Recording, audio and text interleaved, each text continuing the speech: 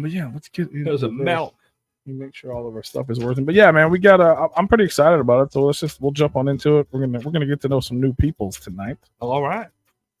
So yeah, his brand new album just dropped June 21st. So last week. Brand new shit, y'all. On Suburban Noize Records. And if you guys know Suburban Noize Records, they got a freaking history. Cottonmouth Kings, obviously. Oh yeah. Head PE, Funk Junkies, you know, Chucky Chuck, Big B, like legendary, especially in the underground scene. Oh yeah. And it's exciting to see that they got, you know, new cats. Right. Like revitalization. That's right. So we're gonna get to know the newest one. Give it up for hopefully our new friend, Mr. Stacc Styles. What up? What's going down, y'all? What's cracking? Why do we never hear him? Hold on. We're trying to. There we go. We got you. What's cracking? What's good? What's up, man? How are you? Hello. I'm good. How y'all doing? Doing good, man. Doing Welcome. great. Welcome to the show. Thanks for coming through and hanging out with us, man. Hell yeah, for sure. Thanks for having me, y'all. This is dope. Hell yeah, man. No, we That's appreciate why it. y'all talking about the gathering. Yeah. Yes, sir. That's Hell what's yeah. up. That's what's up. Hell yeah, man. It's exciting times, dude. Yeah, the underground's alive, man. Like a lot of people, the last couple of years, nobody is a little sketchy. Everyone's like, what's going on? But I know, dude. I know, man. It's been a fucking amazing year, man. For real. Yeah, there's a small revival and people, like the old, it's almost like the old school cats are like coming back around and I love to see it, man. Like I was super stoked, man. I was super stoked today. Suburban Noize just announced today Big B's new album drops. I think it's later this month. Oh shit. Hell yeah, I didn't even see that. That's epic. So my album just dropped on June 21st, and then Big B's album comes out. I think either in July or August. Oh wow, that's incredible. And that's the thing too, man. I was kind of gonna try to get into that with you at some point, but we can just get right into it. I don't know how much you know, so I guess we'll get into it later. But your history with Suburban Noize, like you've kind of been around for a long time. You started like as a roadie for Mower. Yeah, right. Yeah, that's correct. Yeah, I used to roadie for Mower like way back in the day, dude. Like 04, 05, around that time. So you kind of been around, like you obviously if you knew about Mower, a lot of people even in the underground didn't even know about Mower when they were out. Yeah, no, man, it's real crazy. It's real crazy. I was in a group called the CCS Crew. We got signed to a label called Seizure Productions out of Canada. We moved to Canada, did our first album up there. Our producer worked with Kyprios and Mocha Only, and they were in Battle Axe, which was Mad Child and Swollen Members and all that. This is like 04. And then I moved out. That didn't really work out. I moved back down to Tucson, Arizona. Was a huge fan of Suburban Noize Records and Cottonmouth Kings and shit. And happened to go to a show, and that's where I met Mower. And Dom and Brian and Chris, all the dudes from Mower, introduced me later that night to like D-Loc, Richter, Chucky, Judge D, Bobby B, Dirtball. I mean, everybody, dude. Like that was when I met everybody, and that was like 05. That was like the golden years, man. Yeah, it was. Yeah, man. It's like right when the Subnoise Soldiers just dropped the first one. Oh, okay. Hell yeah, that's fresh. I remember that. So were you in a rap group, or was it like a metal, a hardcore band or something like that? Like what? No, I was in a rap group. It was called CCS Crew, Cultivate Creative Sound. It was just basically like a local rap group from Tucson, but we like opened up for like Cottonmouth Kings, Tech Nine, ICP. Like we were doing all that shit. We did a little like mini tour with the Wild Week of the Weirdos tour. That's when we met like Twisted, Blaze Your Dead Homie, Kung Fu Vampire, Axe Murder Boys. That's when we like got cool with all those dudes and did that little run with them. And then I just, as time went on, dude, my crew, like fucking, just jobs, kids, drugs, and I ended up becoming solo. No, I that's sadly and also sometimes positively, that's a story we hear often from a lot of people is, when you're younger, having a group is fun. And then when somebody wants to take it serious, life real. Yeah. I don't want to say real life, but I don't know what you call adult life. What would you Yeah. call it? Like that even sounds shitty, but you know what I mean. Like, Well, it's just kids one or of those families, things, either man. get kids and families, or they die or go to jail, or Yeah. I get serious about his craft, and here we are. Yeah. And then sometimes you got guys that just have creative differences, it doesn't work out. And they Shout go out to the their Cottonmouth separate Kings. ways. What's up? I said, shout out to the Cottonmouth Kings. Yeah, for sure. Absolutely. Got a little, There you go. there you go. Little bong rip. Shouts out to the boys. There you I go. was actually just out there. I was just out there in Cali with all those dudes. Hell yeah. They have a tangled story. Oh, But, dude, crazy story, man. It's crazy story, especially like just hanging out with all those dudes and being around all of them, just in getting all the different stories over the years and different perspective. It's pretty crazy, man. Crazy shit. right. But I love it. It's like I said, like we talked about, in the start. It's cool to see, even though it may not be what everybody wants or the way people want or the people you want. It's still nice to see things coming back. It's nice to see Kevin come back with Suburban Noize and people like Big B and Head PE and Richter come back, and then the new version of the Kings with Chucky and Judge, like people that make sense in the band that were at least part of the history. Absolutely. So it's very nostalgic, and I love that. Absolutely, man. No, it is for sure. That's definitely super nostalgic, man. Like, especially for me, just like being a fan of all this and like, now being a part of it, it's like a dream come true, and getting to work with all these dudes. It's just an honor and a privilege, man. It's super, super dope. Hell yeah. No, I love it. We were bumping the new record, and it like, I love it. I really like it a lot, and it has that vibe. Like, I like listening to it. It's like I played it for other people, and they're like, this is like a throwback record. Well, they're like, what is this? Like some unreleased Funk Junkies, or is this the Hell yeah, dude? That's what's up. So like that's dope. Like I love that. Is that just because you're a fan of this type of music? It's just natural. It wasn't necessarily supposed to be throwback-ish, but it's like it has that that Cottonmouth Kings vibe when we were younger was like different. It had that the SoCal sound, but it was also like, I don't know, it's just chill and like laid back, but also like, obviously rap heavy, but it's just, for sure. Vibe. For sure, man. Well, like I said, I grew up listening to all these dudes, man. And like, and not just Suburban Noize Records and Cottonmouth Kings and everything, but like, Grouch and Eli and the Living Legends, and Idea and Abilities and Rhyme Sayers and Tech Nine, Strange Music, Psychopathic, Magic Ninja. I mean, the list goes on. Twista.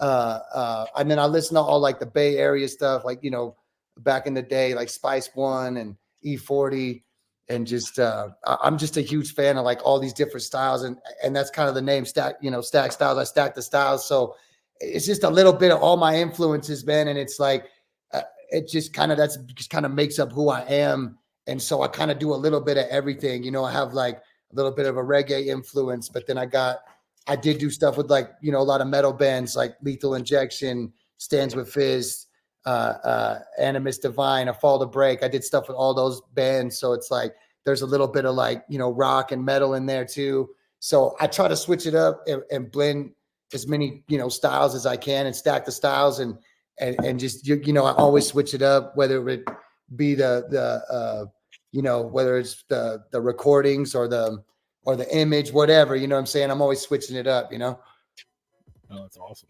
Yeah, that makes sense. I mean, we've said stuff like that a lot. Like, obviously, our generation was influenced by almost every type of music. If you're into music, you know what I mean? Like, we weren't just hip hop heads. We liked hip hop and metal and punk rock and Head PE and a little bit of everything.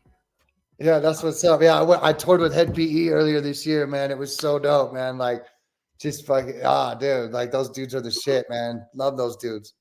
Jared will definitely teach you some shit, man. He's been around. For sure, dude. Oh yeah. It's crazy. Every time I ever see that dude, it blows my mind. No offense to Jared, but it just blows my mind how old he is. Dude, like, I know. bro. It don't even seem that. It don't even seem that way, man. No, he's just killing it. He's up there just killing it, like in great shape and just like murking it, dude, on stage. I'm just like, damn, this dude's a beast. Yeah, it's very impressive for sure. So I guess going back a little bit, like after the group, how did you said you linked up with like the Swollen members and stuff like how did that, like what kind of happened there? Like what was the trajectory of like meeting someone, especially back then? Like they were like Mad Child was still pretty popular, but like back in the day, Swollen members was like on Much Music and like that's basically the Canadian MTV. Like they were almost like pop stars in Canada. Yeah. Like how did you link up with those guys? Yeah, well, so they were super popping back then. So Seizure did stuff with like Kiprios from Sweatshop Union, and Sweatshop Union was signed to Swollen members. They were signed to Battle Axe. So like I didn't get to meet Mad Child and Prevail back then. I didn't meet them until later. But I did get to meet like Sweatshop Union, Kiprios, Mocha Only. And like Mocha Only did a lot of stuff. He basically was a member of Swollen members. You know what I'm saying? Like he was on a lot of tracks. He's featured on a lot of their stuff. Like he was on all those videos on like Much Music and stuff like that. So, but yeah, it was crazy times back then. Like that was like before like anybody in the States even knew who like the Trailer Park Boys were. You know what I'm saying? Like this shit was crazy. So, but yeah, I didn't get to meet Mad Child and Prevail until later on. But yeah, no, fucking we got signed to Seizure Productions through my boy Erao.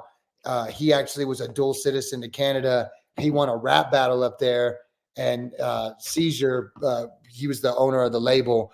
So when Erao won the battle, the rap battle or whatever, he signed Erao to the label. Erao showed him the demo. He's like, yo, these are my boys from Tucson, Arizona. And that was, CCS Crew. So that's how we got signed, and that's how we moved up to Canada, bro. And it was bad, bro. It was like 7 of us living in like a 2-bedroom, 1-bathroom, like 850 square foot apartment. It was like super small. We had to do rock, scissors, paper to see who would sleep on like the hallway floor or the kitchen floor. Like, dude, we were living up there. Like, we didn't know what we were getting into, bro. Like, he was a dual citizen of Canada, our boy, but because of that, he was the only one to get a job. So we were living up there illegally, like me and my other homies, and we were trying to get work under the table. We couldn't get shit. And we had no vehicle, we're like on foot. And I mean, dude, if you couldn't even afford ramen up there because it's like imported. So we had to eat this shit called Mr. Skinny Noodle. And we were just living off Mr. Skinny Noodle, dude. And if we had like pierogies or like, hot dogs, like it was like a blessing, So it was rough life up there, dude. Super rough life. When was that? Were you guys like super young? Was it? Were you guys yeah. It's like 20 years ago, man. Fucking and yeah, we had just like I had just graduated high school and shit. And back then it was like in Canada, the drinking age was 19. So like this was like a year after we all graduated. So like we could all drink and like everybody just got stupid, dude. We we like got up there and like didn't realize like how much like everything was because we were on Vancouver Island, like way up on the island and shit. So like a 12-pack of beer, like a 12-pack of like Budweiser was like imported. So it's like, like $25 for a 12-pack, and that's back then. It's like 04. So it's like fucking dude, it was terrible, man. Like it was like we spent all our money on booze, dude. That's fucking that's insane. I went to Canada once when I was 19, and I can only imagine I couldn't even imagine being there for a second day. Yeah. Let alone staying there. Oh, we almost got deported the first night. The first night we almost got deported.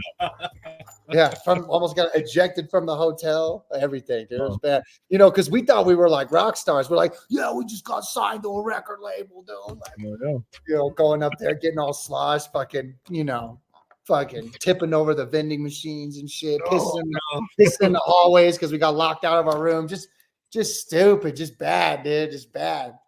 The only way to do it. I love that 0 to 10, or 0 to 100. It's great. Hell yeah. Who wouldn't do it? Like, fuck it. We're trashing hotel rooms before we can afford to rent the hotel rooms. As far as you know, that's your moment. You know what I mean? Yeah. We thought, we had no yeah. idea. Hell We were yeah, getting man. into it. We got up there, dude, like we were thinking that because the guy's like, telling us over the phone, like he's like, oh, dude, I'm gonna have a brand new house on the beach with a studio, bro. We get up there, it's like Section 8 of Canada, fucking haggard as shit, dude. Fucking bunch of fucking tweakers running around this apartment and shit, like fucking just terrible, dog. Fucking Life. It was rough. It was rough, dude. That's beautiful. So, Well, welcome to the jungle. so minus all the amazing times you obviously had, like Oh yeah. what did that? Were you guys like? Did you get Dude, to if we tour ever make it Canada? for a Did you single do? No, what did like it lead to?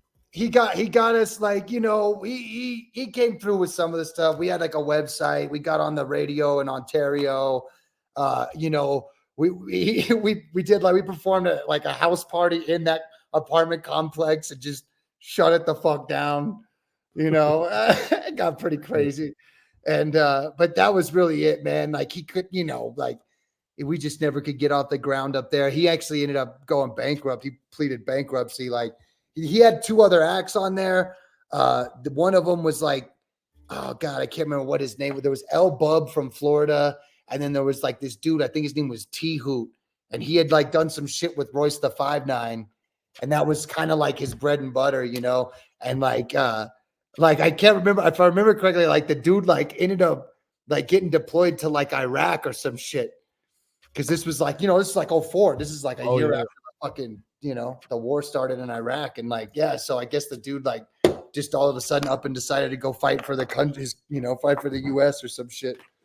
And so his label just went, he was kind of banking on us to like, be his cash cow, and it just didn't work out. So, So you came back to the States after that, and like, yeah, we came back to the States, and unfortunately, tragically, our producer, like one of the guys we went up there with, he passed away, like right in the midst of us working on this record, and so it was super, super sad because he was like our producer and shit. And like he was only like, I don't even think he was 20. I don't think he'd even turned 20 yet. And he passed away, you know what I'm saying? He was like he was our brother and shit. And it just killed us, and like that kind of really fractured the group. And then, but some of us stayed together and continued on. And we ended up putting out like 2 or 3 more projects, like, and in honor of him, in honor of his name, we wanted to carry it on and shit. And it was dope, man, because that was like really that's like when we got Chucky Chuck on those albums. We got Daddy X on one of those albums. Like our relationship got closer with Suburban Noize and SRH and even Strange Music and shit. We were doing a lot of Tech 9 shows. That's when we were doing the Wild Week of the Weirdos with Twisted. I mean, I don't even think I'm trying to think if Magic Ninja was even a thing yet. I don't even think it was. No, I don't think so. So like, yeah, it was just like, those were crazy times, man. And good times too, man. Cause it was just like, we were seeing Tech just fucking blow the fuck up, like we were doing these shows with Tech that just got bigger and bigger.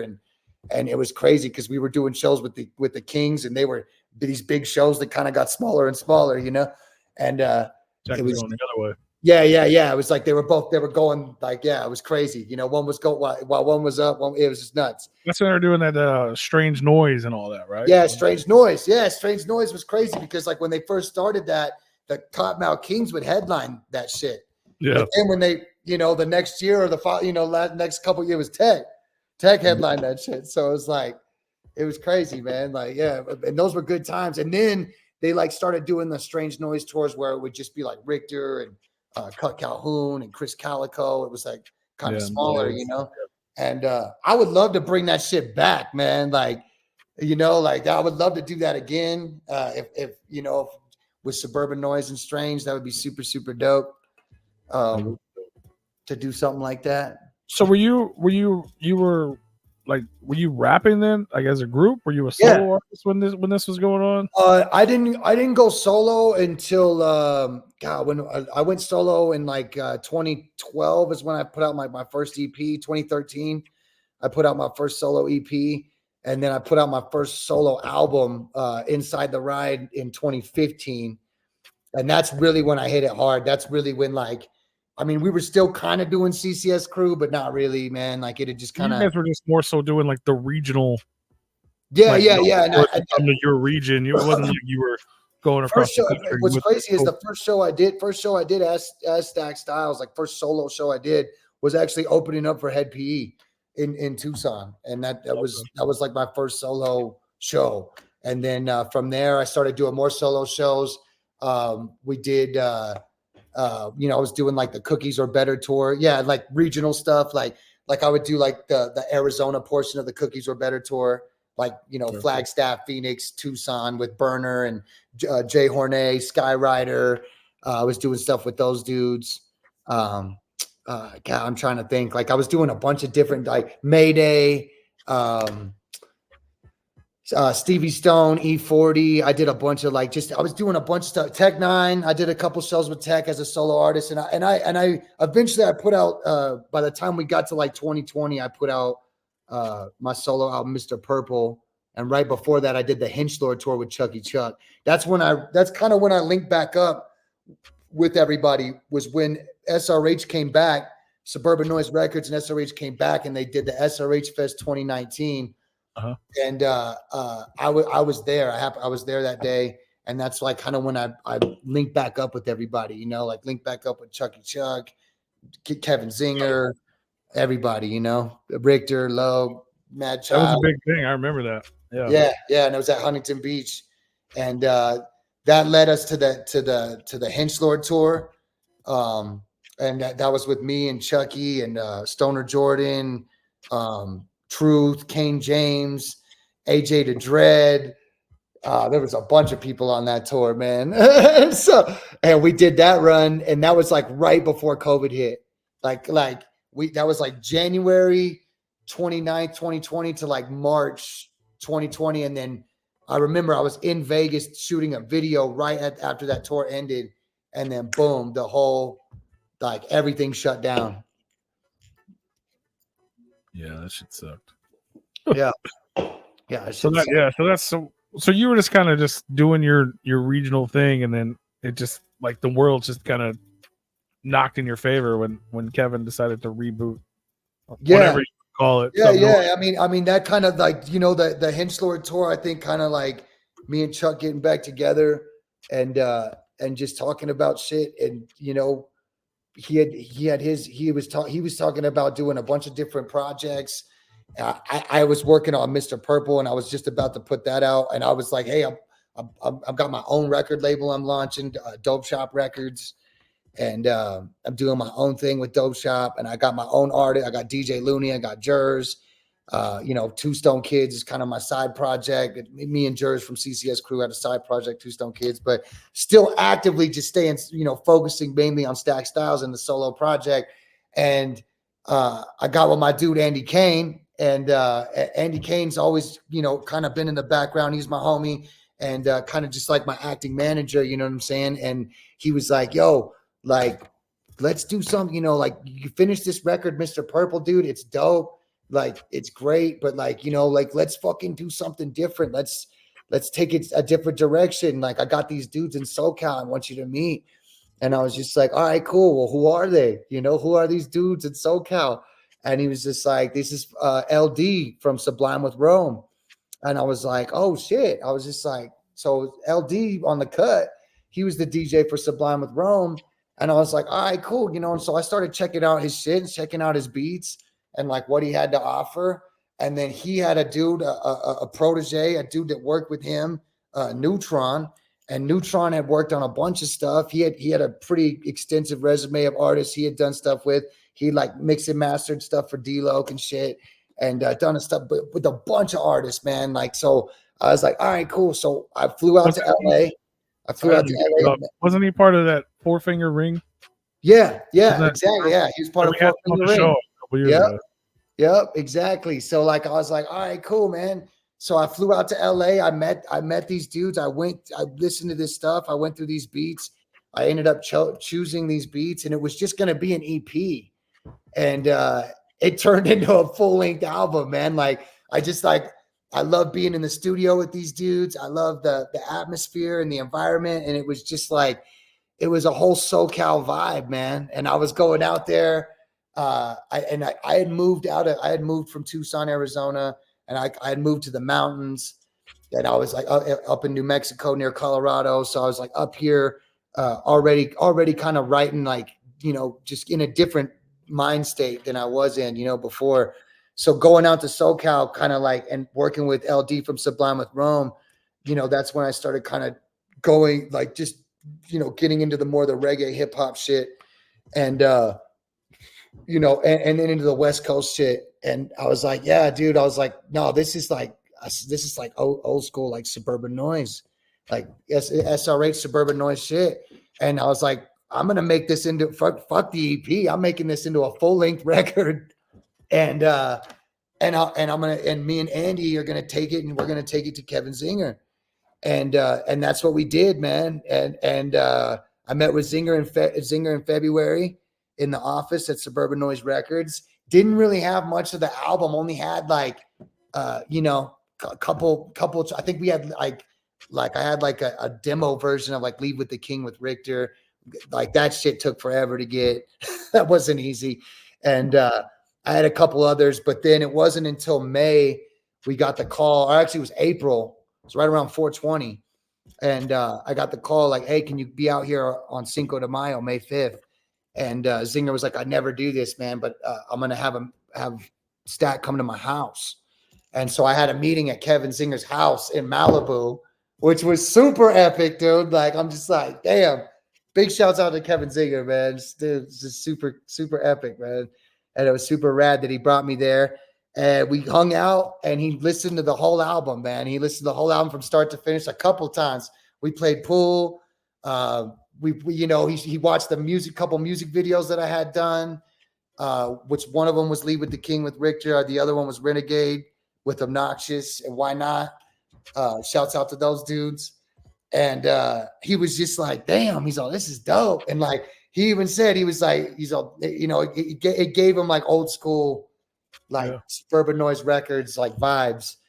And it got him pumped on it because he saw how pumped up I was and like how hyped I was on it and like how stoked I am for like SRH and Suburban Noise and how I just like eat, sleep, and breathe that shit, And he was like, damn, dude. He's like, I used to roadie for Mower and fucking, he's like, it's just the story, man. And the history. It's like, it was like a full circle kind of moment, So, and it took a while. It didn't happen overnight. I left there not knowing what was going to happen.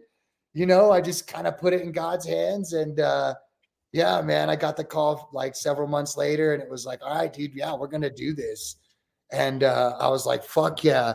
And, big shouts out to Andy Cade, man, cause he worked out a super sick deal. And like, I wanted to have, like, there were certain things that I wanted to have like old school, like jewel cases. Like I wanted to bring back the old school jewel cases. Cause I know like, a lot of them have been like the digipacks, and it's nothing against the digipacks. I just wanted to have like a booklet and like, like a poster inside the booklet and shit, sure. And actually have the panels. So that was May of what, last year that you were at his house? Yeah, it was May of 2023 when we had the meeting. And then at first I thought you were talking about this year, and I was like, holy shit, that was 2 months ago, bro. No, my bad. Yeah, no, May of 2023. Yeah, May of 2023, dude. And like that's we had the album done then, and we had like, I want to say 2 or 3 music videos done already then. So like we were already off to the races, man. We already had it like in the bag, ready to go, in a nice little bow, ready to get back, So like, you already had a positive relationship with Kevin from the Mower Pass, but you're working with Richter and Obnoxious on that project. I mean, it's already right. And Chucky, and Chucky, man, and I was really like, because we had the song Back to the Hotel, right? Like it was me, Richter, and Chucky. We did a remix to Back to the Hotel back in 2021. And we shot a sick ass video for that and did all that. And originally we were going to put that on the King Click EP. Like we were talking about putting that on the King Click EP, and it just didn't happen. So I was like, all right, you know what? Are we going to put it on this one? Are we going to put it on the Stacc Styles record? And I was like, I wanted to do it, but then I was like, it already came out, and it's been a while, and 40-ounce record still, like, with the, even though we made the beat from scratch, 40-ounce record still owns that. Nah, nah, nah, nah, nah. They own that. Like, so you still have to pay publishing rights to that. So I don't think the label wanted to fuck with it. So I already had Leave with the King, because that was already worked out on the Underground Alliance tour when I was on tour with King Click and Blaze You Dead Homie back in 2022. So Richter owed me that one, and we had already worked that out. So we did that, and we were going to put Back to the Hotel on the record. And I was like, well, because all the the provisions and everything and the publishing, we just said no. And so I was going to put a track with D-Lo and Judge and Chucky in its place for Back to the Hotel, and we were going to do it. And I had this all lined up, and unfortunately, we just didn't get it done in time. So that was my whole goal, was to have everybody on the record, even though everybody's going to be on different tracks. That was the goal.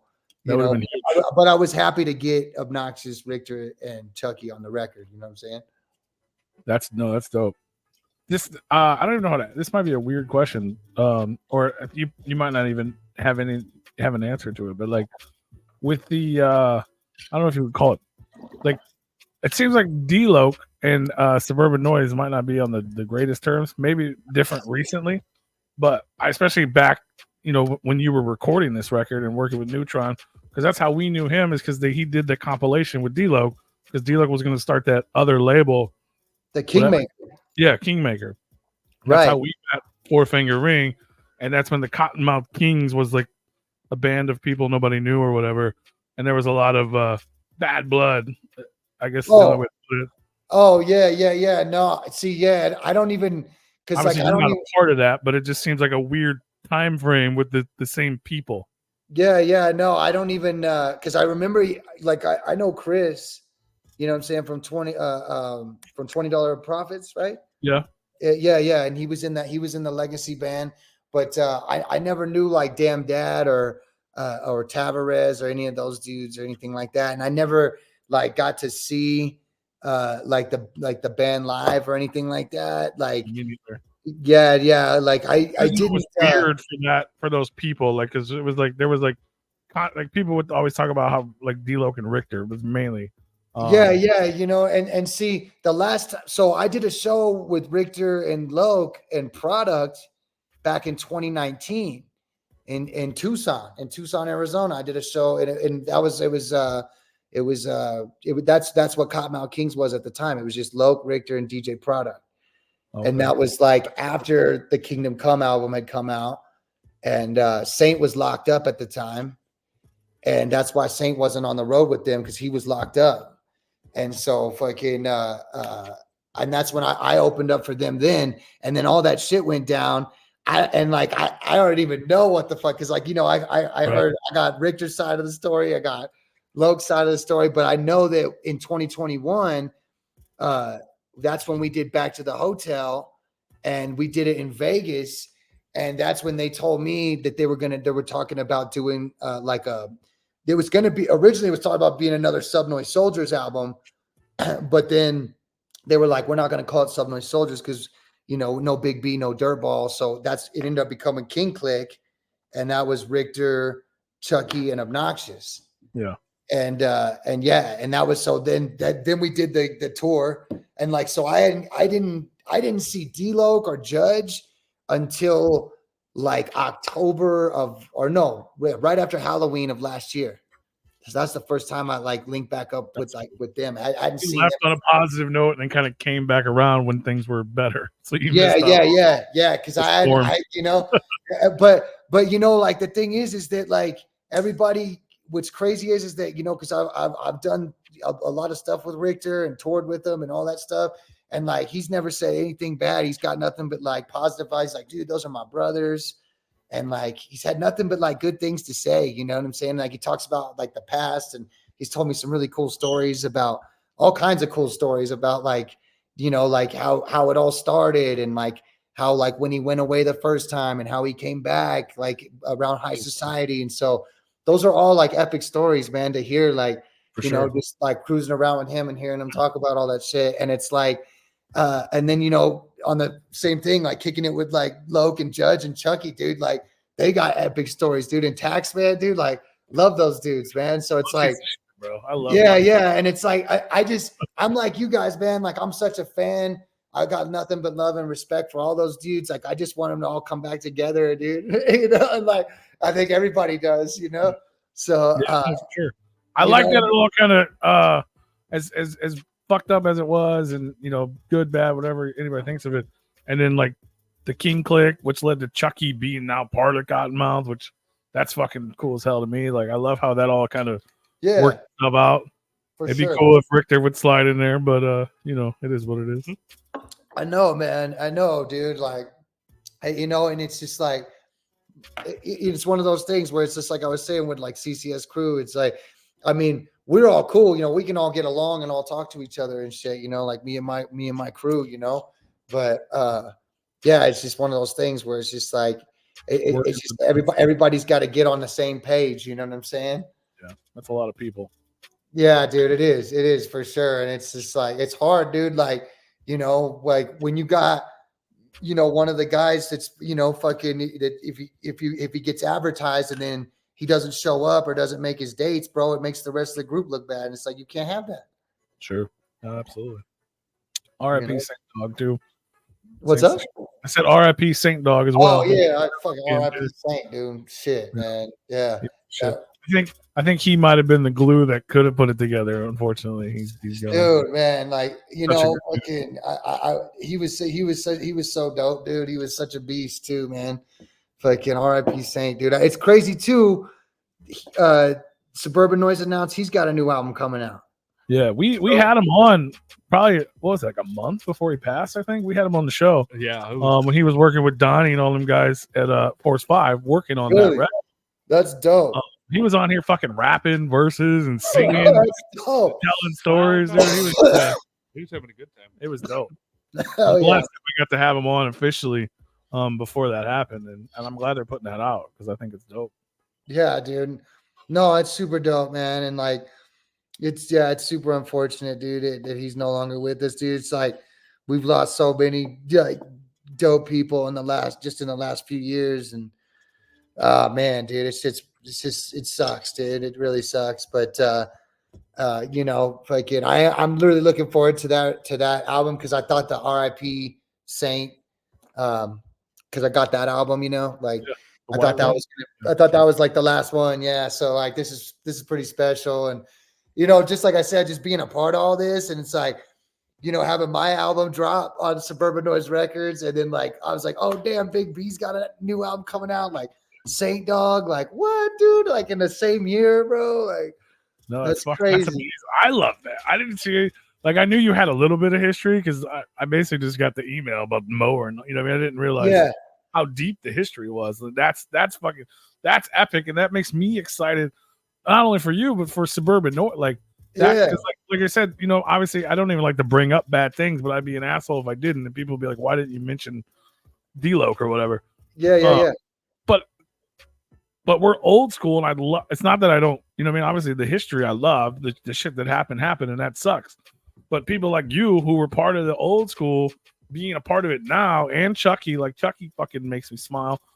It's weird as that sounds, but like, you know what I mean? It's that energy. You're like, no, we fucked with this shit when it was fucking alive.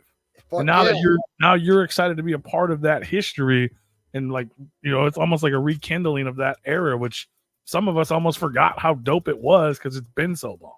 Right. You know what I'm saying? And like, dude, shout out to Chucky, man. Chucky, that's my brother, dude. I fucking my brother from another, dude. I love Chucky, man. Like, no, for real, dude. Like he was even saying he's all fools don't even know. He's just like, it's like 05 all over again, dog. He's all, that's how we're gonna do this shit. 05, 06, baby, all day. And I was like, no, it does feel like that because like Head PE came out and like was #1 with Detox on the charts for US and Canada for metal and rock, you know what I'm saying? Even though it was only that 1 week, you know what I'm saying, they were still #1, you know, on the charts. And then I heard you got a #2. Yeah, #2, bro. I couldn't even believe it. That was insane because I debuted at #20, and all of a sudden my shit shot up to #2 I couldn't even believe that, dude. I was just tripping. And that was on the iTunes hip hop charts. But then like Swollen Members have been coming out with shit, and like they're back together and about to do shows. And dropped a bunch of unreleased shit that charted. And so it's like just seeing, Head PE, Swollen Members, Dropout Kings, Stacc Styles, Big B, Saint Dog, like, you know what I'm saying? It's like, let's go, I'm like, fuck it, let's go. Like we I'm super stoked for Suburban Noize Records and SRH right now. It's like, it's bringing this shit back and coming back strong. You know what I'm saying? And trying to fucking, bringing the Sub Noise tribe back in full effect. It's epic, man. No, I love it. That's exciting. It's exciting to me as an old school fan to Hell see yeah. the resurgence, like, and it's in a positive way. It's not just like, let's just do a one-off show or let's do it for the money. It's like people that actually give a shit, and it's exciting. I love it, man. I even talked to the dude. Oh, I guess it was like 6-7 months ago. I don't remember his name. The dude from the singer from Mix Mob. He was talking about making a new record. Yeah, dude, let's go, dude. OPM. I want OPM. I hope OPM does a new one. You know what I'm saying? Like somebody needs to go find Soul Man too, because I need some Funk Junkies in my life. Dude, right? Let's go, dude. For real. Funk Junkies. Oh man. Like, see, I got.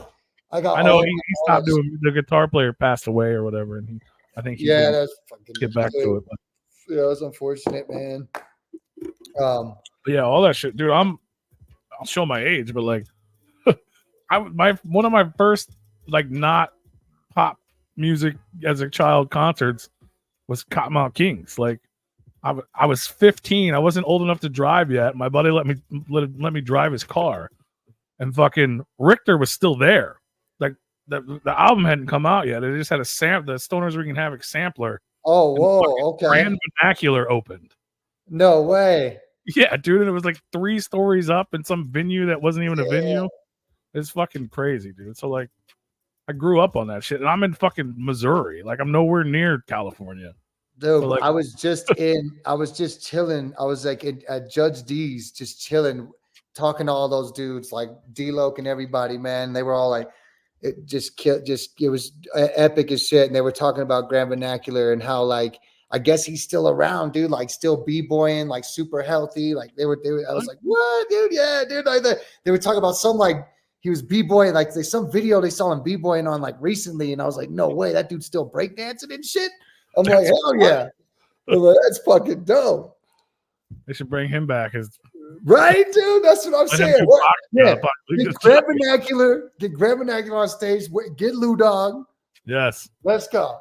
I haven't heard nobody said anything about Lou Dog, man. He was my favorite guy back in the day. For just being a fan. I didn't know. I was just a kid, you know what I mean? I didn't actually get to talk to people like I'm talking to you now. We were just kids at the show. But Lou was always the nicest guy. He would go out of his way. He used to get my friends that were girls. They'd always go to fucking lap dance him on his bike and shit. But he was always so fucking cool, man.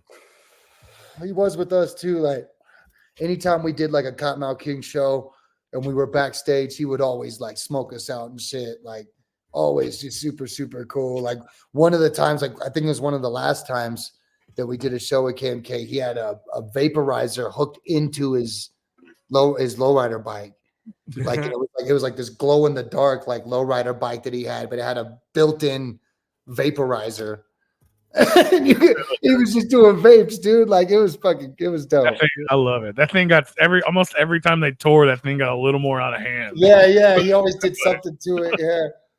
Fucking epic, dude. Yeah, nah, man. While we're at it, bring back Spike too. I need some corporate Avenger in my life. Yeah, bro. Fuck yeah, dude. Nobody's mad at Spike. They're just mad at fucking Brad. You can bring Spike back. Right. Yeah, no, man. Yeah, for real. That's real talk. That's the one. Hey, that's the one thing I'll say, man. Out of everybody you talk to over there, past, present, future, whatever. Everybody, inside and out, man. Like that's the one consistent story that you always hear is that dude, fucked everything up. Is Brad, and that sucks. You know what I'm saying? Like that fucking, it pisses me off because you wouldn't think that shit would happen. You know what I'm saying? Like that's not. I just, obviously it had to have been the motherfucker was on drugs. Because the Brad I know would never do that. So and it's just like it fucking just sucks that happened, man. Yeah, no, it's definitely sad, and it's kind of tragic for that story. Yeah. But it's I mean, peace, not dope greed, to see man. Kevin and everybody else like bring it back for sure. Yeah, bro, it just doesn't make any sense, man. It's like I said, it's just it's fucking, you know, like I said, peace, not greed. It's like, I don't know, it's one of those things where it's like, obviously, you know, drugs and personal shit was involved, and it just, you know, man, because it's like he deserves a lot of credit because he's like he created a lot of this shit. Yeah, you know what I'm saying? Like he built a lot of this shit, so it's just like he deserves a lot of credit. You know what I'm saying? But it's like, fuck, dude. You built it and you tore it down. Yeah, dude. Like, what the fuck, bro? Like, Jesus, man. But you know, like I did find out like Cleopatra's like working with everybody, and like they're helping everybody out. Like they're paying everybody their shit. Yeah. Like so like Cleopatra's actually. So that's the company that Brad sold. Cleopatra. I was gonna say shout out to Cleopatra, but I was gonna say that was gonna be a dick, but. That's cool that they're working with them on that, giving their publishing and shit. Yeah, but like Suburban Noize Records. I didn't know. They just thought they were getting a fucking sweet deal. Dude, Suburban Noize Records and Kevin Zinger and Cleopatra are trying to do everything to make all that shit right. You know, that's all they're trying to do is just make that shit right. That's fresh. And props to Zinger too, man. We talked about having him on. I would love to have him on. I know that's a tough thing for him because he doesn't know us. He just knows a lot of people we know. You Shit, man, like, he's busy with Sublime now. Well, yeah, but I'm like, I would just love to hear that whole, because that's a labor. I don't care what anybody says. That's a labor of love because that's like we said, that shit was fucking crumble in the ground. Yeah, I know, man. Not only bring it back, but like to get people to come back to get shit. Big B's working with Pink. Why would you go back to Suburban Noize? You know what I mean? Like. Right. Like if you're just a businessman, you're not going back to Zinger after you fuck with Pink.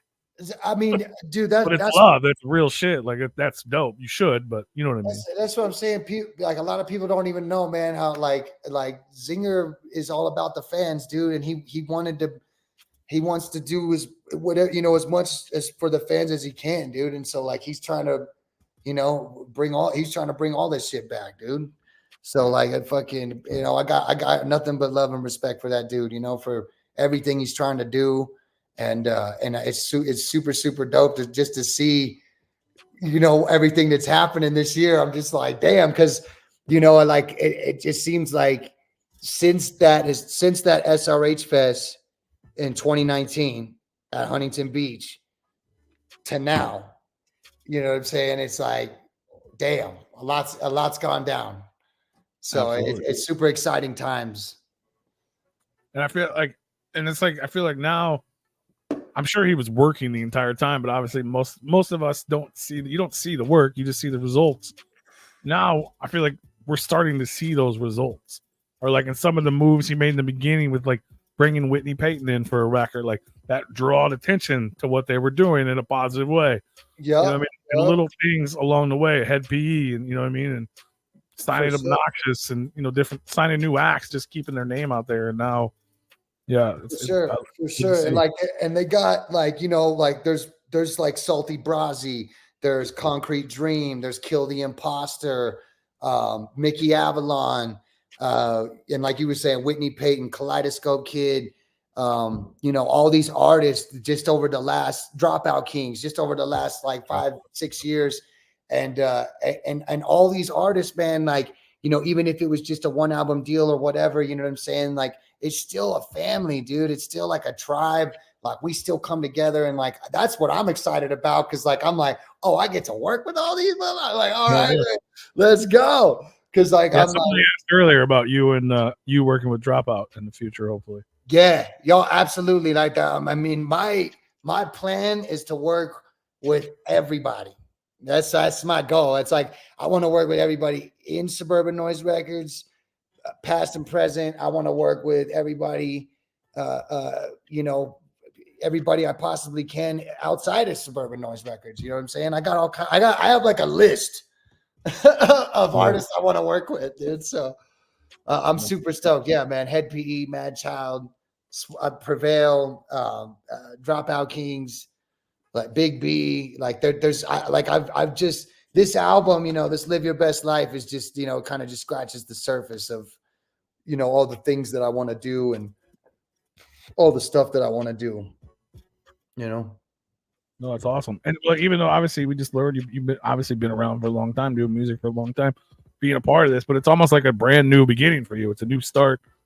Like, yeah, no, this is definitely just the beginning, man. Like, that's new artist 12 years later. It's super, super cool, man. Because I plan on bringing a lot of stuff, like, because I want to give, I'm all about, giving the people what they want. You know what I'm saying? So it's like I want to do super dope. Like, I did the stack packs for these, and I had like the gold vinyls. Like I got these, like I did a limited edition golden vinyls with the golden ticket.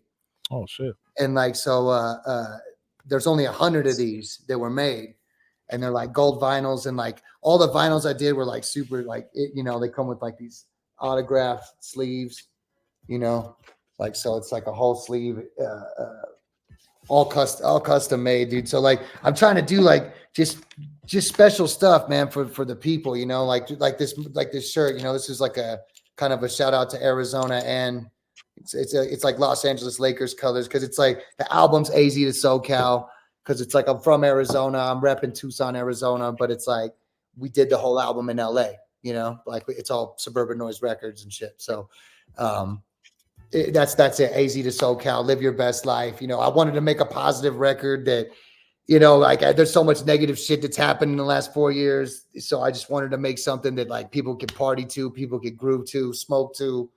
And there is some triumph in there. There is some stuff like, when I was like sleeping in my car and shit and down and out, and like it is kind of like the Rocky Balboa story, so to speak, of how I was down and out and came back up. But really, it's just life is too short, and fucking we've lost too many people too soon to fucking fentanyl and mental health and suicide and shit. So I dedicated this album to them, and just live your best life.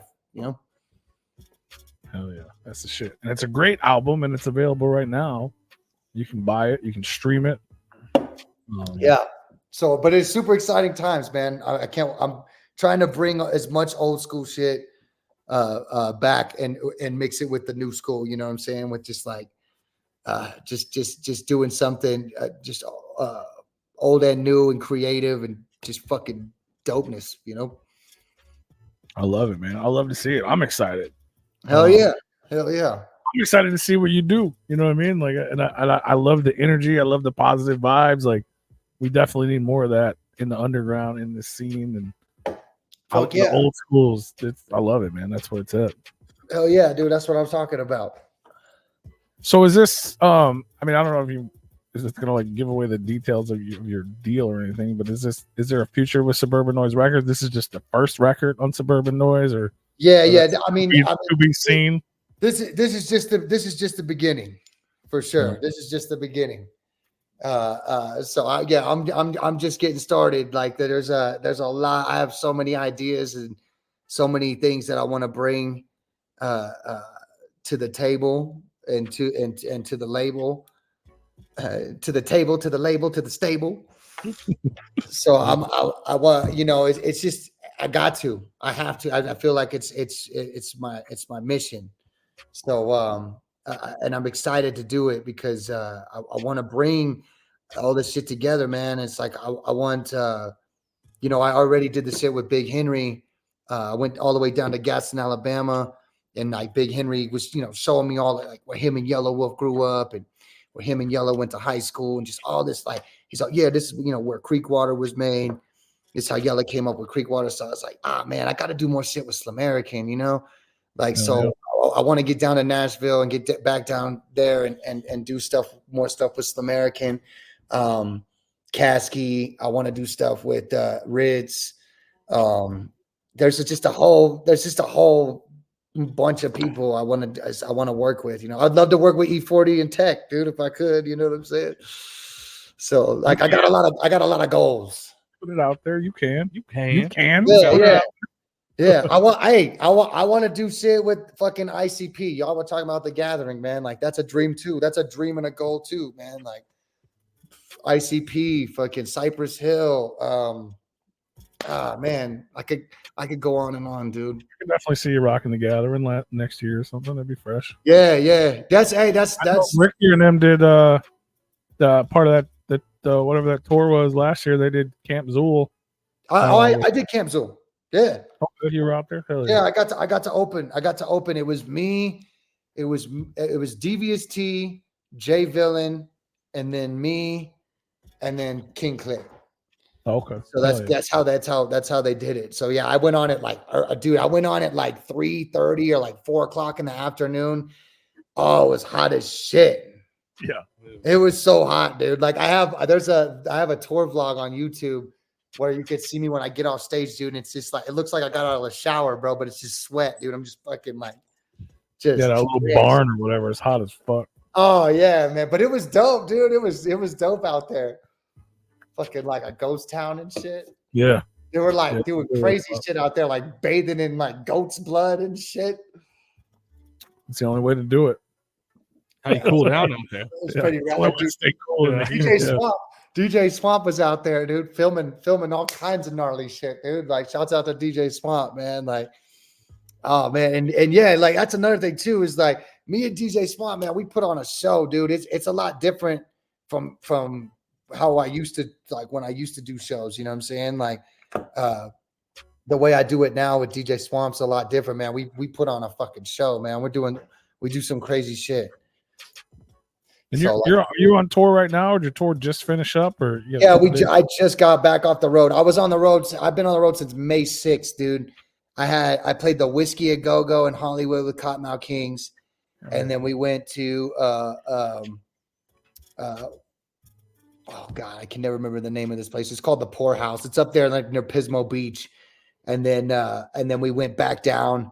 I played the Rebel Lounge in Phoenix. That was all Cottonmouth King shows. And then we did like at Tucson, I had like a radio interview with KFMA. I had the Chief and Greet, and then I had the album release party. And then we did Santa Ana. And then we did San Diego, Ocean Beach. But in that time frame, I had to go to the office. I had to go to Suburban Noize Records up in North California, not North California, fucking North LA, Agora Hills. I had to go up there and into the office and the warehouse and shit and do all the signing.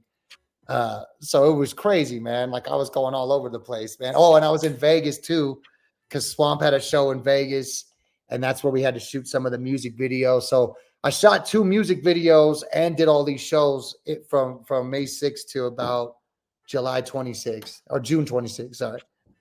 Oh yeah. Yeah. Good problems. Good busy.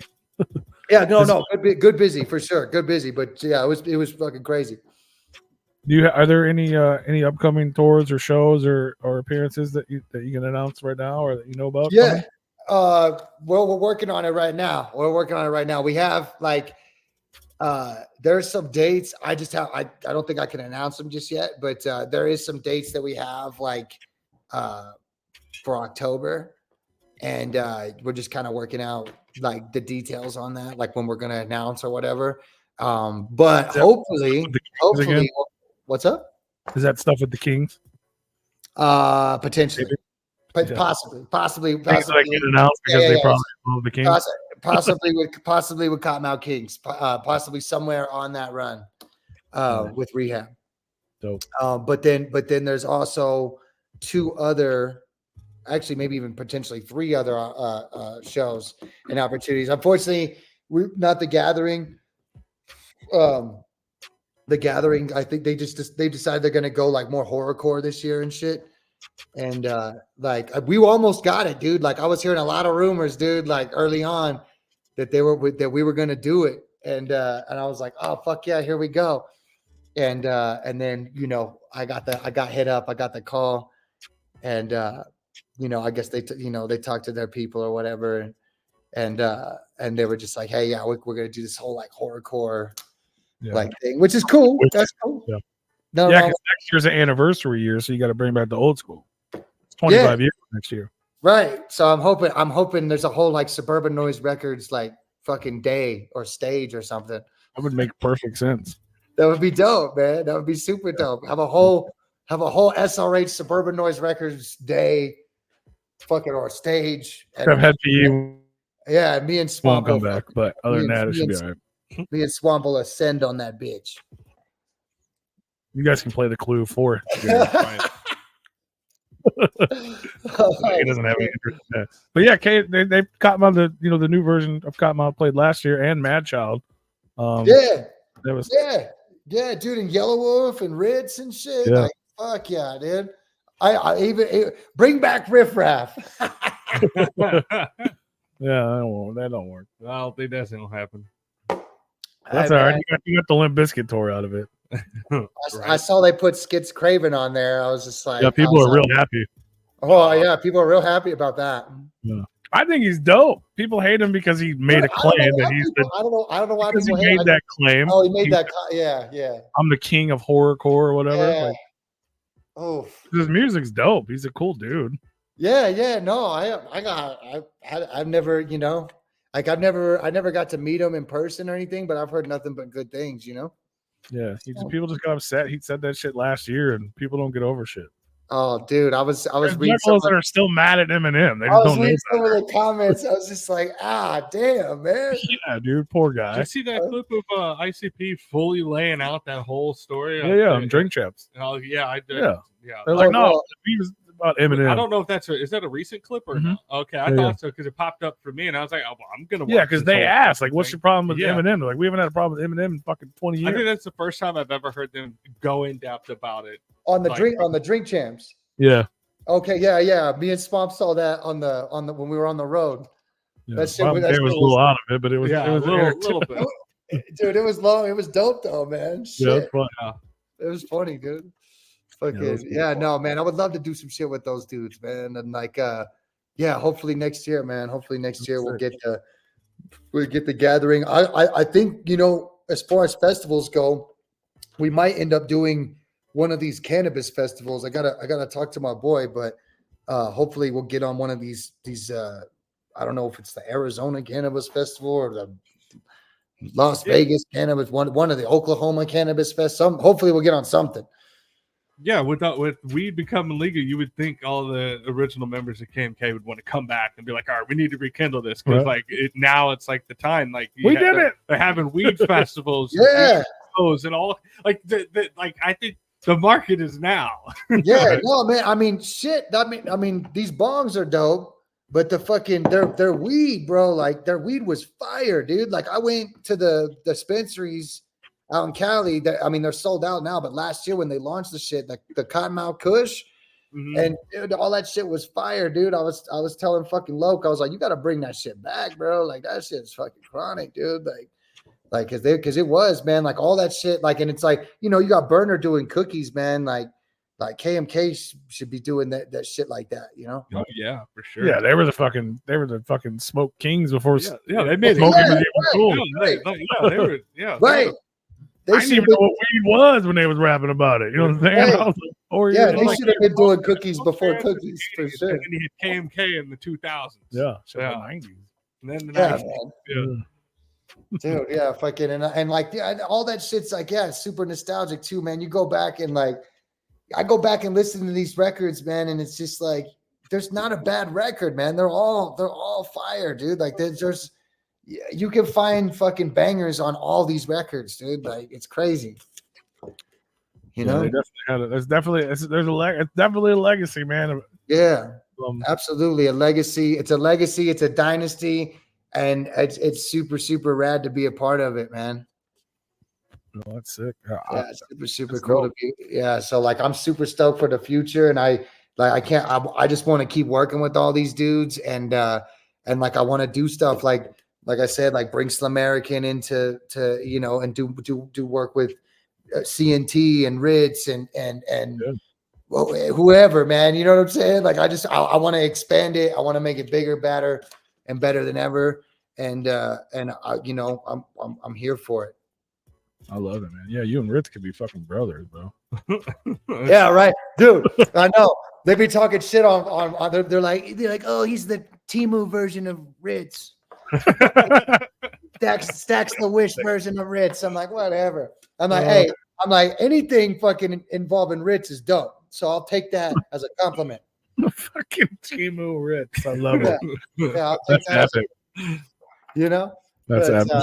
Yeah, no, it's some funny shit. It's some funny shit. But no, me and Rich definitely need to do some shit. Like I've been wanting to do some shit with Rich for a long time.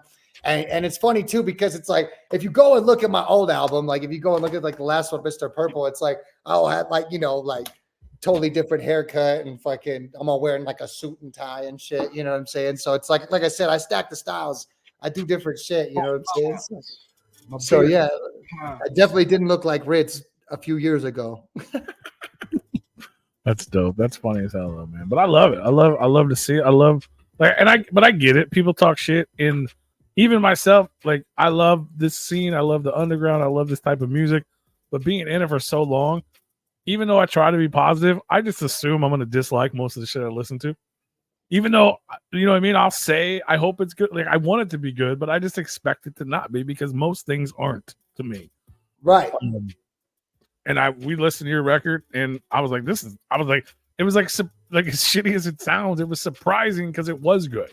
I was like, I'm surprised that I like this. Yeah. Normally I wouldn't like, you know, I didn't know anything about you. Not you, but just like normally someone's like, here, check this out, this new guy. I'm like, okay. Okay. I listened to it multiple times. I was like, this shit's fucking dope. Fuck yeah, dude. Thank you so much, man. I appreciate that, dude. I appreciate that. Yeah, and I'm gonna, like I said, like I'm already working on the next 2 projects, man. So like I got 3. I got 3 different projects I'm working on right now, all at the same time. So like I'm just like fucking going Ultimate Warrior on this shit. So that's right. I'm excited to hear it, man. I'm glad. I'm excited that I know you. You know what I mean? And now I get to check it out, and I go back. Now I can go back and listen to your old shit, get excited about the new shit, get hyped for, you know, you rekindling fucking music that I used to love and bringing people back together in the Suburban Noize Tribe. Like that's fuck yeah. Let's go, baby. That's what I'm saying. I was like, I want to fight. Like, let's do another Sub Noise Soldiers. Let's go. Let's do another fucking Spaded, Jaded, and Faded, baby. Like I'm down for all of it. Fuck yeah. That'd be sick. Especially if you can get some of them cats we mentioned, even if it's just for one appearance or something like. Yeah, fuck yeah. I mean, dude, be epic. I was already talking to Dog Boy back last year, back in February, man, and like me and him hit it off really good, dude. We were talking about like fucking Curb Your Enthusiasm and all kinds of shit, dude, at the whiskey. And you know, like we were just talking about that shit, and then I was started telling him about like, oh yeah, dude, like, you know, blah blah blah blah. When you used to come to Tucson, and he was like, well, oh shit. He's just like, damn. He's like, hold up, dude. He's like, we've known each other that long. Like, man, I was like, yeah, dude. And so I started chopping it up, and I was like, yeah, I was like, I didn't have a beard, so you didn't know it was me. And fucking, but like we started chopping it up, and I started like kind of singing some of the songs. Like he was like, holy shit, dude. Like I was kind of blowing his mind, like all the tracks that I knew of his. And I was like, yeah, dude, I got a bunch of like, you know, reggae hip hop kind of shit I'm working on. Sick, bro. And I was telling him, I was just like, yeah, it's like kind of like Enjoy the Ride, that song you did, you and Richter. And it was like, you know, it was on the B side of Long Live the Kings. It was on Hidden Stash 5. And he was like, yeah, dude. He's like, I was like, yeah, something like that. And he was like, dude, fuck yeah, I'm down. He's like, let's do it, you know. So we're gonna do it. Like, you know what I'm saying? I fully plan on doing on stuff with all these guys, man. That's like, so yeah, if I can get, you know, whoever I can get, you know what I'm saying? I'm gonna like, make a new Too Rude record while you're at it. While he's at it. Yeah, bro. Fucking like, I mean, dude, like to me, all those songs that Too Rude did with Cottonmouth Kings are super epic, bro. Shit, all the ones they did is Too Rude.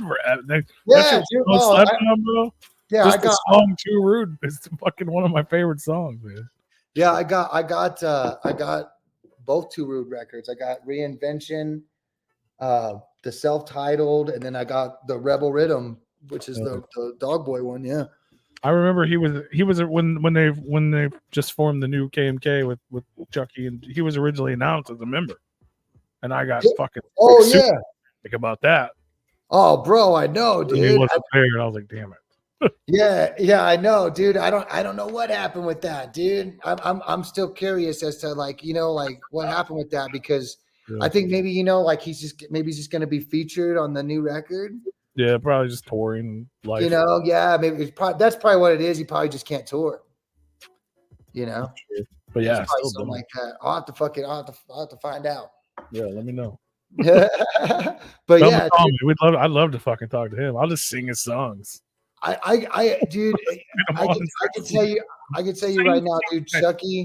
Chucky and Judge and Logue and Taxman, dude. Like, it's super positive vibes and good times, and like you can just feel like the heart and the soul, man, is still like there, and like they fucking are getting it, dude. So like much love and respect to those dudes, and fucking like I'm super stoked to hear all the shit. You know what I'm saying? Because like just some of these fucking Kuma guy fucking tracks, these beats that they've showed me, bro. I'm just like, whoo. For sure. No, I'm excited to see them doing music together. Because to be honest, in the last, I don't know how many, the later years of the Kings, I've had some choice words to say about whatever was happening there. Dude. Juggalo phases. I know. And then when they played the Gathering last year with this lineup, I was there doing media, so I got to go watch them. Obviously, it's a new revival. I was blown away at how positive it was, how nostalgic it was. It was so much fun. Like, Dude, but up until that point, I didn't have anything nice to say about the Cottonmouth Kings in the last 5 or 6 years. Right. No, I get it, man. Like, no, it was rough times, man. Fuck, dude. Like, but yeah, dude, like when you see it live, dude, it's just like, damn. Because they're all part of the history. Like, you know what I mean? Like, obviously Judge D was around forever. Munchie was technically in the group the whole time anyway. Right. I mean, who would have thought? Who would have thought that the last two members, the original member, would be Taxman and D-Loc, bro? I didn't see that one coming. No, that was not on anybody's bingo card. But Chucky's been there from the gate. For sure. Judge D's been there from the gate. Like, it's just, and Judge, like, Daddy X was gonna give the reins. Like, eventually, Daddy X was older than all of them, and eventually, supposedly, he was gonna, pass the torch to Judge D, and Judge D was gonna take Brad's place. And that was gonna be like, that was supposed to happen. Just never did. You know what I'm saying? But and I don't know. Yeah, and I don't. Like, I'm not sure why they even added Dirtball. You know what I'm saying? Like, I think really at the time, tech was blowing up and shit, and like the chopper shit, and they wanted to add. I think they wanted to add some inject some shit into, and like, I think that was Brad's doing, and they just kind of did that. They just rolled with it, It is what it is. Yeah, Oh no, it's all very interesting. It's all very interesting story. Those dudes should have a new fucking DVD. They should have a new documentary. So I think somebody else would have to make that for them. But yeah, they definitely yeah, for real. Did you guys see the ICP? When they brought Bobby and and Zinger and shit. That was they were trying to get them back together. They wanted them to do one show or whatever. Yeah, that was wild, dude. I thought it was gonna happen. I was just like, if anybody can bring them back together, right? It's ICP, dude. It would have been dope. Well, I mean, I did recently. I know recently Brad showed his face for the first time in years. I saw that. It was like crazy. Him and his daughter. I think it was her wedding or something like that. Yeah, dude. Photos up on the internet. He looked good. I mean, you can't say much about a photo, but yeah. No, he definitely. That was crazy, man. So obviously, I mean, he's still around. You know what I'm saying? I heard he was out in Palm Springs or something like that. Yeah. So I don't know, man. But what I do know is that fucking this album is a banger, and and we're gonna keep doing some fucking suburban noize dopeness. 100%. Oh, and and these, like I said, like these shirts, these hats, they were a part of the Stacc Pack on the subnoizestore.com. Unfortunately, you can't get them anymore, but you still can get the CDs and the vinyls on subnoizestore.com. Are those the same? I was going to ask you because I wouldn't look because the vinyls are available. Those are that one. Yeah, like so. What we did is that when I was at the warehouse, I autographed. I pretty much I took, I'd say probably maybe 5 or 10 of the gold ones and 5 or 10 of the black ones, and we left them there in the warehouse at Suburban Noize. So that way, So it's literally the gold. It's just random golden ticket. You're ordering. You might get the black one. You might get the golden ticket one. no. I'll have to go check the website. On the website, does it only say one vinyl? Yeah, Or is there two? Is there two? It just shows the one for $39.99. Okay, that's just the black one then. So maybe it's sold out. They might be sold out, but I'll double check with them, because if not, you should be able to still get this, because there was still a few gold ones left. The last time I checked, there was still a few gold ones left with the golden ticket. So I have a few on me. Like if anybody wants to personally like hit me up and message me, like I have a few that I can do. And like I even have a few of the hats and the shirts as well. So like I can still do the packages myself. Like if you missed out on the pre-order packages, on the stack packs, I still have access to it. All you gotta do is just DM me, just hit me up on IG or hit me up on so it just has the black vinyl and the black and the CD. So it does not have the gold one on there. So they might be sold out. I'll double check. If not, if they are sold out, I can do them personally. Just DM me through IG or Facebook, and I'll we can work it out. You know what I'm saying? We can work out the details. There you go. Hit them up quick. Hit them up quick before they all gone. Get your golden ticket. There's not a whole lot of the gold ones left, but we got some. We got some shirts. We got some hats left. Like these, So basically, we had all this stuff for the pre-order packages, right? And we were, having to autograph it in the warehouse, ship it out. Of course, like the day we went to ship it out, it was like Juneteenth, so that's like a holiday now. So the post office was closed. So it's just like we were running all kinds of chaos. And then we got these hats and these shirts that that were for the pre-order.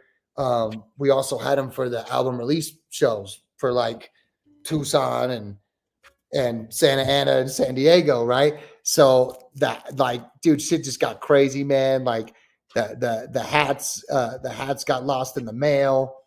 So we didn't have the hats for the show, but now I got the hats. So basically for the next tour, for the next show, festival, tour, whatever we do, we will have a limited edition, amount, a limited run, obviously, of these Stacc Styles SRH hats and these Stacc Styles Suburban Noize Records SRH shirts, the Live Your Best Life shirts. So there's only a few available, but they are still available. You know what I'm saying? Hell yeah. Get them while you can. Yeah. On that shit. Go to subnoisestore.com if you want to buy the CD, the shirt. Hit him up directly if you're trying to get that golden ticket or some of them. Yeah. Bundles. For sure. So yeah, you can go to subnoisestore.com or you can hit me up directly. And that's how we're doing it. That's how we're doing it. But yeah, we're gonna be getting back on the road real soon. And I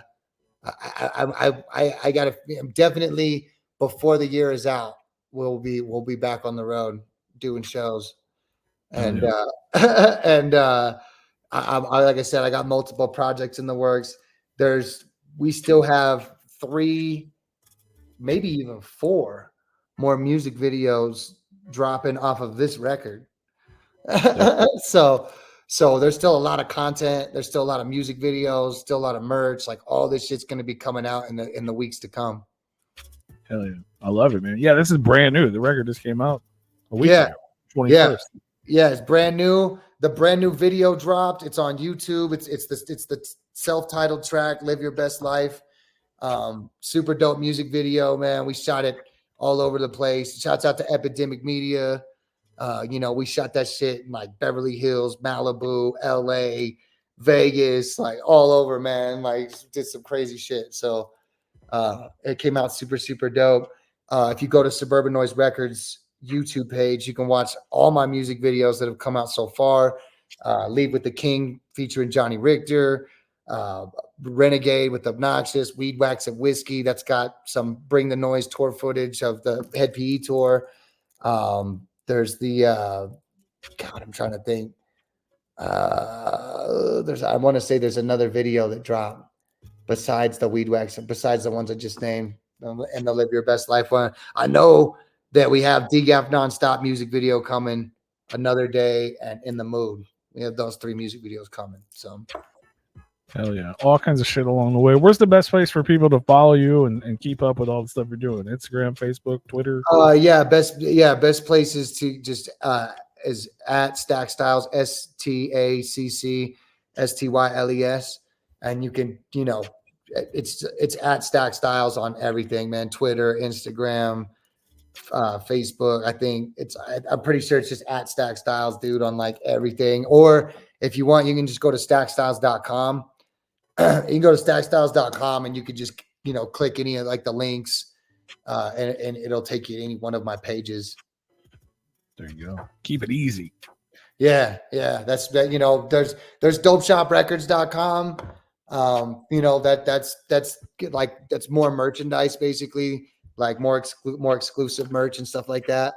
And then there's the subnoizestore.com, which is more Stacc Styles and merch from the Subnoize catalog.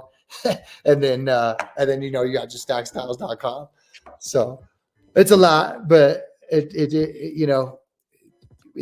the easiest way to go and network to all platforms. You know what I'm saying? Because they're all connected. For sure. Oh, absolutely. So check out stackstyles.com. Get all the links to all the different places you need to go. Yeah.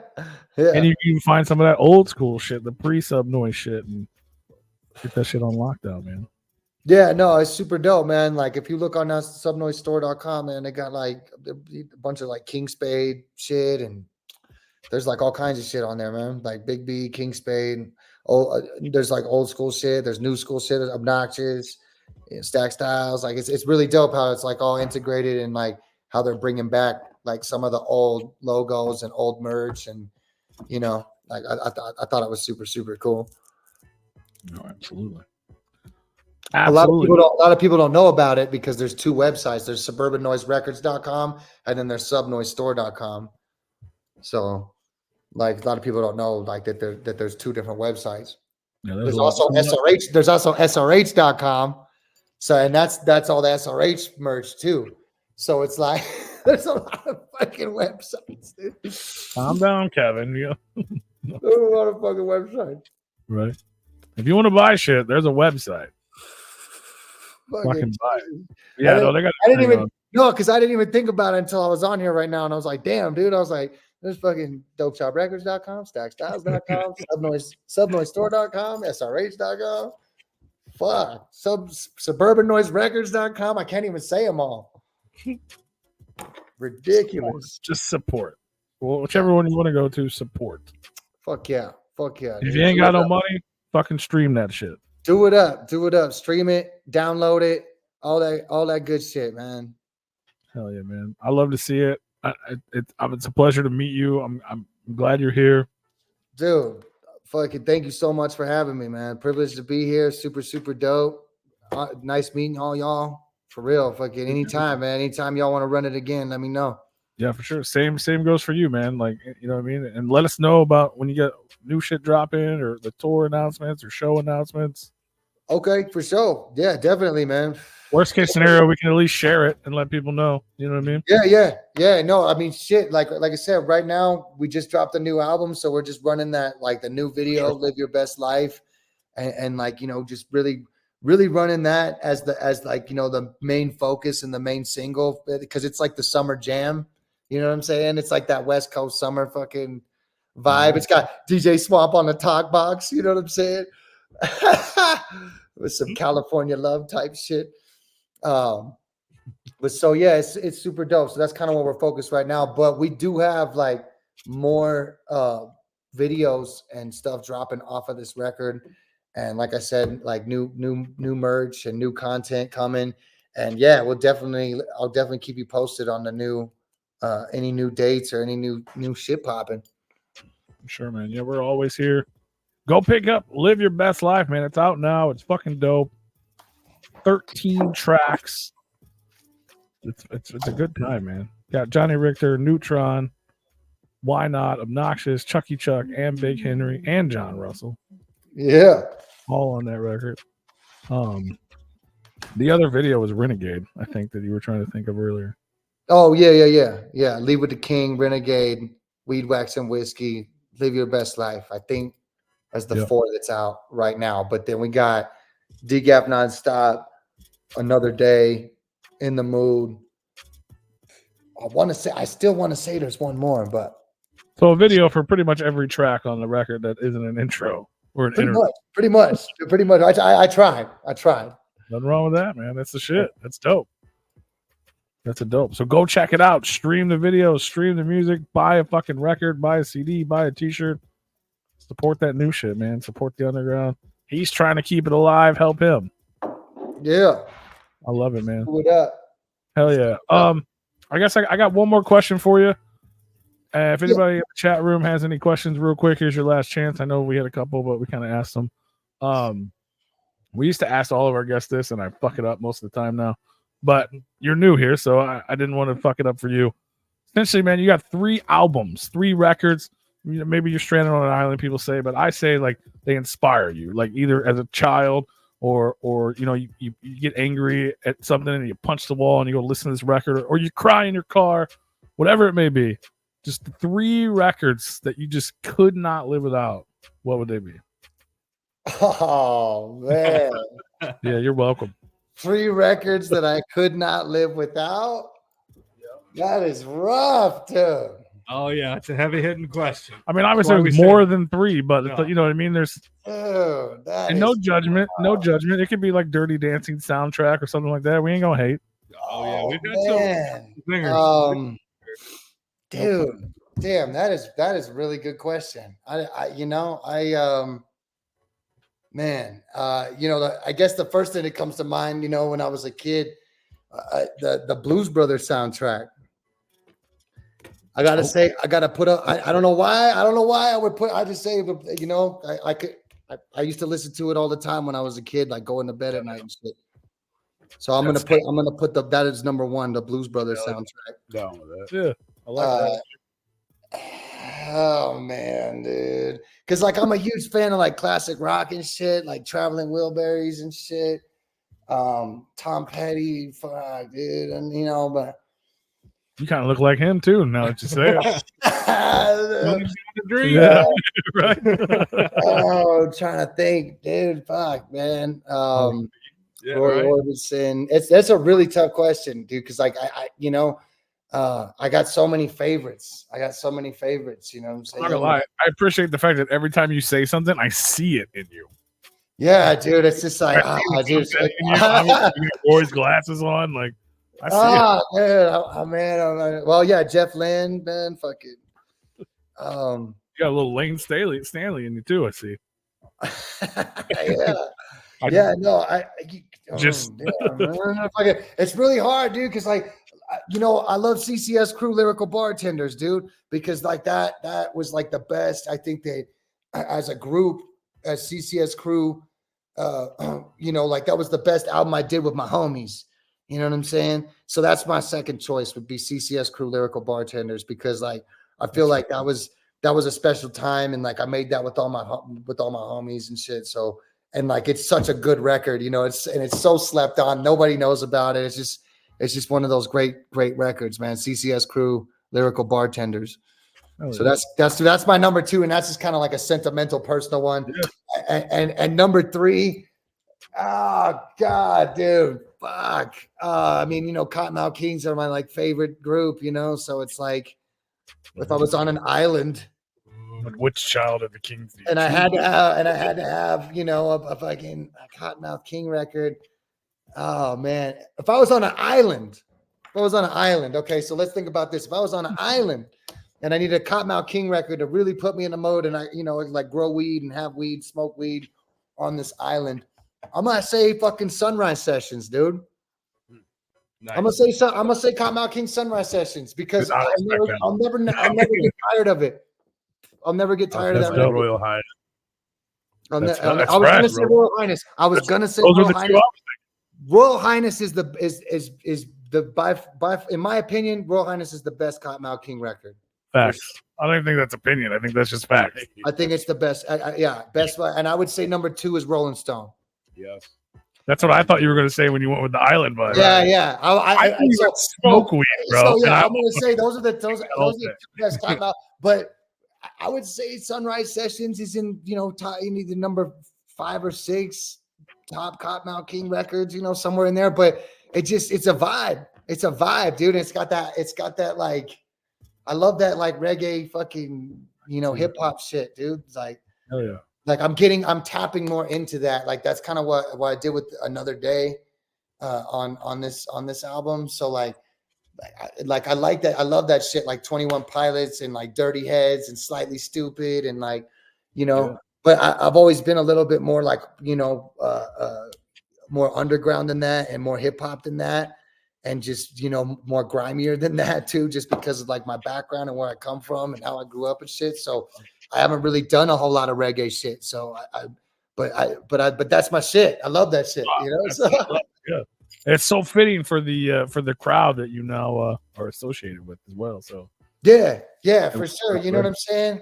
No, definitely, man. And it's like, bro, like fucking like I just, I'm all about like fucking positive vibes and good times, dude. Like I fucking, I'm like, like I'm still down to get in the mosh pit and shit. Don't get me wrong, but sure, you can't do that all the time. You gotta, yeah. It's just one of those things. It's a balance. It's a balance. Chill out, then we'll wild out for a minute, and then we need to relax again. Yeah. No, I got some crazy ones, man. Like me and DJ Spawn, we got some ragers, bro. Like where we do this like Slayer, fucking Black Sabbath, Iron Man, all kinds of crazy shit, So it's dope. I love it. I can't. I keep saying it, but I can't wait to see who else you get to link up with and bring some of these people back or just have cool collabs. Like that's this. I love it, man. I'm excited for it. I'm excited for you and for me. Hell yeah. No, because I get to listen to him. I'm super stoked, bro. Like I'm fucking like I'm like, let's go. Hell yeah. What's that goddamn? Who's that guy? Oh, Jason DeVore, the dude from Authority Zero. You know that'd be fun. Oh yeah, hell yeah. He does a lot of shit, like reggae vibe type shit. Yeah, no, for sure, man. Fucking Authority Zero is the shit, dude. Yeah. I think they're from Phoenix, right? I you know what? I should know that because we had them on here, but I don't fucking remember. I don't know, man. I can't remember either. It might be. He might have like a Phoenix. I'm thinking Cali somewhere, but he might have the same thing as you, like a Phoenix, California, like connection. Yeah, it's really crazy because like Funk Junkies, they're like from Phoenix, and like Kaleidoscope Kid, Whitney Payton, like even though she's from Philly, like she resides down there now. Yeah. So it's just crazy, man. Like the Arizona Cali connection that Suburban Noize and SRH really is, and that's why I think that's like so fitting that like that whole album, like the album cover and like everything I did, what I'm saying, everything that we're doing, I thought that was really cool that we're kind of bringing it all together, man. No, it's dope, man. I love that it is literally like it was meant to be. Yeah, it worked out, and it worked out good, and I think it worked out for a reason. Fuck yeah. The world's weird, bro. Yeah, no, it is, man. It's weird. It is.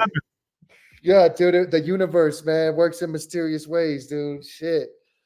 I love it. I hope you bring some of these people back, man, and hopefully we can have them on and talk to them because there's some old school fucking shit people like that I would love to speak to, man, like Dog Boy and fucking Joe Soul Man. Like Funk Junkies were fucking epic, dude, in my opinion. Like oh, dude, absolutely, man. Epic, dude. I know he was last time I did speak to him one time. And he was DJ. He still goes by Soul Man, but he's DJ Soul Man, and he was DJing on cruise ships. He had no interest in other music, but he was doing that. Yeah, that's crazy. Because I would fucking absolutely love to talk to that dude. Yeah, man, they were the shit. Okay, well, shit, we gotta make it happen. Bring it back. Yeah. Hell yeah, man. I love it. Well, I'm looking forward to it, man. Looking forward to seeing what's going on. Hopefully a bunch of people hit you up, stream the record, buy the record, support. And yeah, whenever some things happen, let us know. We'll get the word out, man. All right. Fuck yeah. Sounds good, man. Thank y'all for having me. Appreciate it. Brother. Much Thank love. you, sir. All right. Much love. All right. Peace. Later. Boom. Always Hey, goes what's to up, me. Tony? Hell yeah. What up, y'all? What up, everybody? We're still here. That's dope. Shout out to Stacc Styles. Stacc Styles 4 miles. I enjoyed that a lot. That was quite the interview. It was fun. It was. Yeah, I didn't like I said. I mean, we talked about it off here. I had no idea what to expect. Yeah. I mean, I said that about the record, and I told him. I mean, I was honest with him. Like, I assumed that I wasn't going to like it, even though, like, technically, I want. You know what I mean? Like, Yeah. if I go in and listen to something new, I want to like it. I hope I like it. Just track record. I assume I'm not going to. I mean, yeah. So when you put something on, and I try to give everything at least one good listen with an open mind. And the first time listening to it, I was like, Well, we already talked about it on the way home. well, yeah, well, Friday. yeah, because Saturday. he was there for the second time I listened to it, and the first time he listened to it. And Yeah. Rue's the same. Rue's worse than me actually when it comes to new music. Way worse. And even he was like, okay, All right. like, I fucked with it the first time I heard it. Yeah. I was good to go. yeah, I'm like, all right, dude, I can get with that's this. weird for one. You know what I mean? Sometimes Weird I for have to let me. things grow on me. Yeah. Which Which isn't always a bad thing. Yeah, Me either. I like it or I hate it. And Yeah. this just it hit different. And I was like, all right, I got it. Yeah, because we were listening to some other things. I don't want to call anybody out, but we were listening to other music that we assumed we would enjoy from people we enjoy. Mhm. And he was like, ah. Yeah. And I was like, I'll listen to it a few times because I like these people. Yeah. And he was like, I could care less about this at all. Like, but the Stacc Styles one, But I I didn't even tell him who it was. Yeah. Because I didn't want him to get an assumption. I just started playing music. Yeah. And like 3 tracks in, I was like, by the way, he's like, oh, well, this is fucking dope. Yeah. Nice. I was sitting there just bobbing along. Yeah. Like, All right. All right. But- getting ready to ask him who the fuck it was. But like I said, I Even didn't though know. the radio says who it is. Didn't even pay any I don't even attention think to it. I purposely left that off. I just had the GPS on full. I didn't even pay any attention. I to it. purposely left that off the screen. I was just watching out the window. I just wanted a bobbing. genuine reaction because I was impressed that I enjoyed it. Yeah. So I was like, I wonder what he's